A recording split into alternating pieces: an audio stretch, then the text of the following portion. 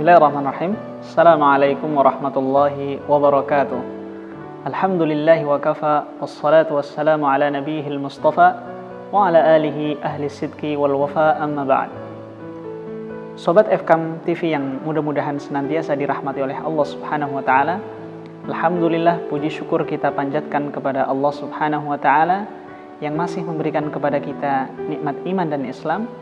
Salawat dan salam mudah-mudahan Allah curahkan kepada baginda besar Nabi Muhammad sallallahu alaihi wasallam, juga kepada para keluarganya, para sahabatnya, para tabi'in, tabi'ut tabi'in, dan orang-orang yang senantiasa istiqomah mengikuti ajaran Islam sampai akhir hayat.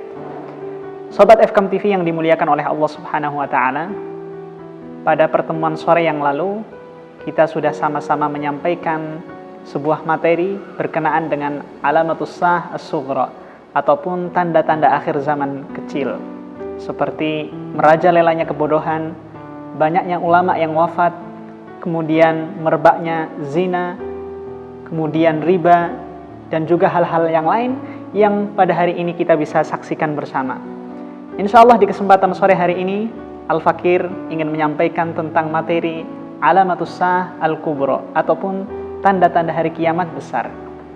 Sobat FKM TV yang dimuliakan oleh Allah subhanahu wa ta'ala, sebenarnya banyak sekali tanda-tanda ataupun ciri-ciri hari kiamat besar yang disampaikan oleh Rasulullah sallallahu alaihi wasallam. Tapi pada kesempatan sore hari ini paling tidak Al-Fakir akan membahas 4 poin besar, 4 tanda-tanda ataupun ciri-ciri alamatus sa'ah al-kubra. Yang pertama adalah munculnya asap, ataupun dalam bahasa Arab disebut dengan dukhan, yang muncul dari arah timur dan arah barat. Rasulullah sallallahu alaihi wasallam menyatakan bahwa kabut ataupun asap ataupun dukhan yang akan menyelimuti bumi ini berada di bumi selama 40 hari. Sehingga ada salah seorang sahabat Rasulullah sallallahu alaihi wasallam yang bernama Hudzaifah radhiyallahu anhu. Kemudian dia datang kepada Rasulullah sallallahu alaihi wasallam dan bertanya kepada Nabi, apa yang dimaksud dengan dukhan? Maka Rasulullah sallallahu alaihi wasallam pun menjawab dengan firman Allah subhanahu wa ta'ala, fartaqib yauma ta'tis sama'u bidukhanin mubin, dan tunggulah bahwa suatu saat nanti akan muncul kabut yang nyata. Maka para mufassirin, para ahli tafsir berbeda pendapat mengenai apa yang dimaksud dengan dukhan.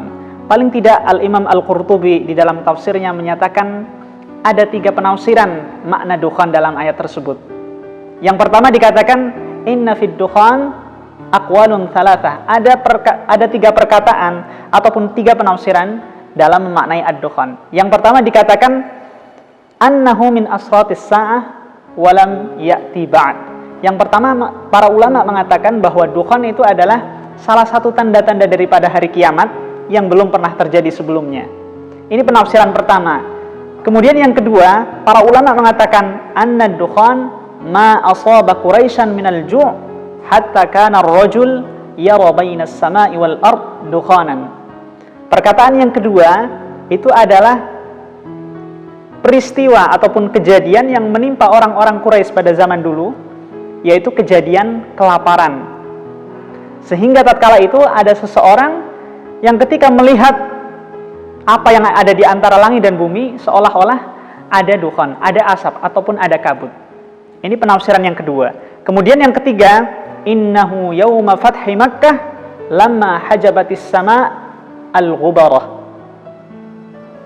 Kemudian yang ketiga dikatakan bahwa munculnya peristiwa ataupun adanya peristiwa tatkala Fathu Makkah di mana debu-debu itu menutupi langit. Tetapi para ulama dari sekian banyak ataupun dari 3 penafsiran tersebut, banyak ulama yang menguatkan pendapat pertama. Bahkan Al-Imam Ibnu Katsir mengatakan ataupun merajihkan pendapat yang pertama, bahwa ad-dukhan ataupun asap ataupun kabut yang akan menyelimuti bumi selama 40 hari itu merupakan daripada tanda-tanda hari kiamat. Jadi tanda-tanda hari kiamat yang pertama adalah ad-dukhan, munculnya asap yang akan menyelimuti bumi selama 40 hari. Kemudian yang kedua adalah munculnya Al-Masih Ad-Dajjal. Sebagaimana kita ketahui bersama bahwa Al-Masih Ad-Dajjal akan turun ke bumi menebarkan fitnah ataupun menebarkan ujian kepada seluruh umat manusia. Sehingga tatkala itu banyak manusia yang terkecoh dengan fitnah Dajjal, tertipu dengan fitnah Dajjal. Dajjal bisa menghidupkan orang mati, menurunkan hujan, dan banyak keanehan-keanehan dan keajaiban-keajaiban lain yang ditunjukkan oleh Al-Masih Ad-Dajjal. Memang Al-Masih Ad-Dajjal berada di bumi sebagaimana yang dijelaskan dalam hadis, itu hanya 40 hari. Satu hari pertama ibarat 1 tahun, kemudian 1 hari berikutnya sebagaimana 1 bulan, 1 hari berikutnya sama dengan 1 pekan, dan 1 hari berikutnya sama dengan hari-hari yang kita jalani. Tetapi walaupun Dajjal tinggal selama 40 hari di bumi, memberikan dampak yang luar biasa sekali, sehingga banyak orang-orang yang terkena fitnahnya kemudian mengikuti Al-Masih Ad-Dajjal. Oleh karena itu jauh-jauh sebelumnya Rasulullah SAW sudah mewanti-wanti kepada umatnya untuk senantiasa berlindung kepada Allah Subhanahu wa Ta'ala agar kita terbebas dari fitnah Al-Masih Ad-Dajjal, sehingga di dalam setiap akhir salat Rasulullah mengajarkan kepada kita, Allahumma inni a'udzubika min adzabil qabri wa min adzabin nari wa min fitnatil mahya wal mamati wa min syarri fitnatil masihid dajjal. Ya Allah, sesungguhnya aku berlindung kepadamu dari azab kubur, dari azab api neraka, dari fitnah hidup dan fitnah mati, serta dari fitnah Al-Masih Ad-Dajjal. Mudah-mudahan kita dilindungi oleh Allah Subhanahu wa Ta'ala dari dahsyatnya fitnah Dajjal. Sobat FKM TV yang dimuliakan oleh Allah Subhanahu wa Ta'ala, kemudian yang berikutnya ataupun tanda-tanda alamatus saah al-kubra yang berikutnya adalah turunnya Nabi Isa alaihi salam. Rasulullah sallallahu alaihi wasallam bersabda, "Walladzi nafsi biyadihi la yushikanna an yanzila fikum ibnu Maryam ataupun ibnu Maryam hakaman adlan fayaksiru as-salib wa yaqtul al-khinzir wa yada'u al-jizyah." Akan datang sebuah masa di mana Nabi Isa alaihi salam akan diturunkan oleh Allah Subhanahu wa Ta'ala ke muka bumi ini. Tujuannya apa? Untuk menghancurkan salib, kemudian membunuh babi, kemudian menghilangkan pajak. Nabi Isa alaihi salam akan berada di muka bumi ini untuk menegakkan keadilan, menghapus segala macam bentuk kemungkaran. Dan salah satu tujuan yang Allah berikan kepada Nabi Isa alaihi salam diturunkan ke muka bumi adalah untuk membunuh Al-Masih Ad-Dajjal. Sebagaimana yang Rasulullah sallallahu alaihi wasallam sebutkan dalam hadis, fayanzilu Isa alaihi salam fayaqtula ad-dajjal. Thumma yamkuthu Isa alaihi salam fil ardi 40 sanah imaman adlan wa hakaman muqsitan.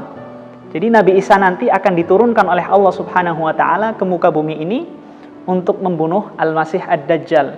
Kemudian setelah Al-Masih Ad-Dajjal ini meninggal ataupun mati, kemudian Nabi Isa alaihi salam akan memimpin umat muslim selama 40 tahun di muka bumi ini.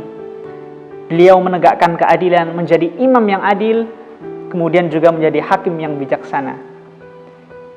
Para pemirsa FKM TV yang mudah-mudahan senantiasa dirahmati oleh Allah Subhanahu wa Ta'ala, kemudian yang selanjutnya yang akan Al-Fakir sebutkan yang terakhir adalah setelah banyaknya peristiwa yang muncul seperti munculnya Dajjal, kemudian munculnya Dukhan, kemudian munculnya peristiwa-peristiwa lain yang menunjukkan tentang dekatnya hari kiamat.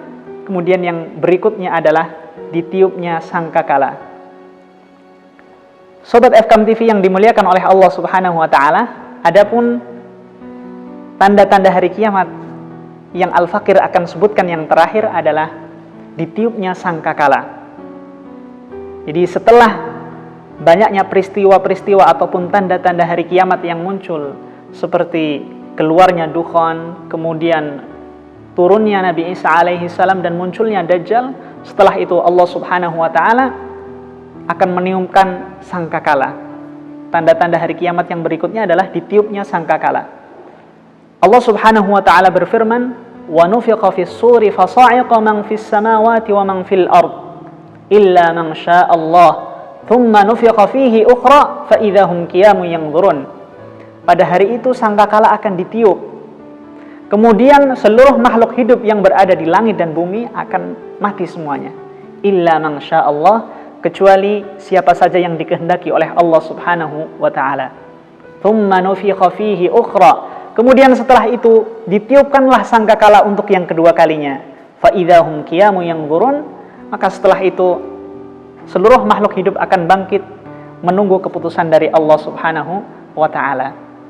Itulah sedikit sekelumit gambaran ataupun rentetan tentang peristiwa-peristiwa yang akan terjadi menjelang hari akhir ataupun menjelang hari kiamat. Mudah-mudahan kita semuanya diberikan oleh Allah Subhanahu wa taala kekuatan dan kemampuan untuk terhindar dan terbebas dari fitnah akhir zaman. Dan yang terpenting bagi kita adalah bagaimana kita bisa mempersiapkan diri untuk menyongsong hari esok. Bagaimana kita bisa mempersiapkan amal ibadah kita untuk menghadap Allah Subhanahu wa taala. Ya ayyuhalladzina amanu taqullaha wal tanzur nafsum ma qaddamat lighad. Wahai orang-orang yang beriman, bertakwalah kalian kepada Allah Subhanahu wa taala. Dan hendaknya setiap jiwa, setiap orang mempersiapkan, melihat apa yang sudah diberikan ataupun apa yang sudah dipersiapkan untuk menyongsong hari esok. Mudah-mudahan yang sedikit ini bermanfaat. Barakallahu fikum jami'an. Assalamualaikum warahmatullahi wabarakatuh.